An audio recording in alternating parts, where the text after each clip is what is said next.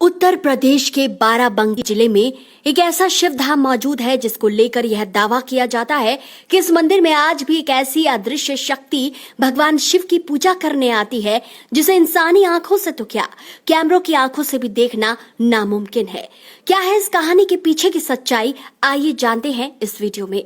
उत्तर प्रदेश के बाराबंकी जिले से एक छोटे से किंतूर नामक गांव में महादेव का बेहद प्राचीन धाम मौजूद है, जिसका संबंध सीधे सीधे महाभारत काल से जोड़ा जाता है। मान्यता है कि इस गांव का नाम पांडवों की माता कुंती के नाम पर पड़ा है।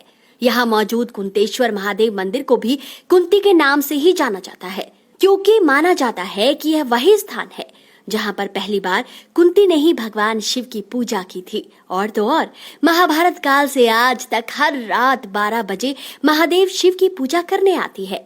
दोस्तों, यह पहला मौका नहीं है जब हम किसी ऐसे मंदिर के बारे में आपको बता रहे हैं जहां रोज रात में एक अदृश्य शक्ति शिवलिंग का अभिषेक करने आती हो। इससे पहले भी ऐसे कुछ मंदिरों के बारे में हम बता चुके हैं जहां अदृश्य शक्तियां शिवलिंग का अभिषेक करती हैं। कहीं पर अश्वत्थामा द्वारा पूजा करने का जिक्र आता है तो कहीं पर रावण के भाई विभीषण द्वारा। और जब इन मंदिरों के पीछे की सच्चाई जानने की कोशिश की तो कुछ न कुछ अनहोनी हो गई। एंड टाइम पर कैमरे खराब हो गए और लोगों के आगे कुछ देर तक अंधेरा छा गया। आखिर क्या है मंदिर से जुड़ी कहानी? कहते हैं कि महाभारत युद्ध से पहले माता कुंती ने अपने पांडव पुत्रों की विजय की कामना के लिए इस स्थान पर महादेव की पूजा की थी। तब भगवान शिव ने माता कुंती को स्वप्न में दर्शन देकर उन्हें स्वर्ण के समान दिखने वाले पुष्पों से अपना अभिषेक करने को कहा था। युद्ध का समय समीप था और यह दुर्लभ पुष्प तलाशना आसान नहीं था। भगवान शिव की इस इच्छा को पूरा करने के लिए कुंती ने अपने पुत्र अर्जुन को ऐसे अद्भुत पुष्प लाने का आदेश दिया।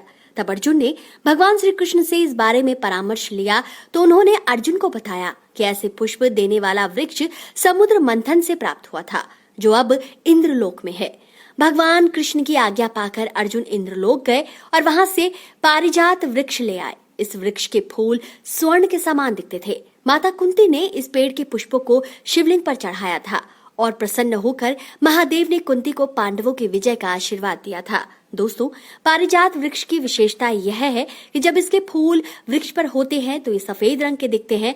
जब इन्हें शाख से अलग कर दिया जाए तो ये स्वर्ण के समान सुनहरे हो जाते हैं। बता दें कि इस मंदिर के पास ही पारिजात धाम भी स्थित है। इस धाम के बारे में दावा किया जाता है कि यहाँ आज भी वो महाभारत कालीन पारिजात का पेड़ मौजूद है जिसे अर्जुन ने इंद्रलोक से लाकर धरती पर स्थापित किया था।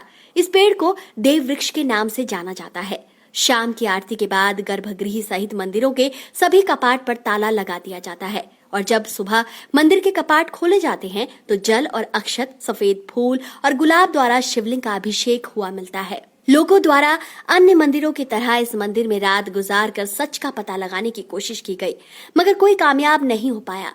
यही नहीं, गर्भगृह में शिवलिंग के सामने गोप्रो कैमरा भी लगाया गया, मगर समय आने पर कैमरा जमीन पर गिर गया। तो दोस्तों, आप इस चमत्कार के बारे में क्या सोचते हैं?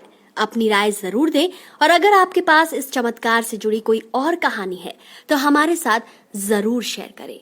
हर हर महादेव।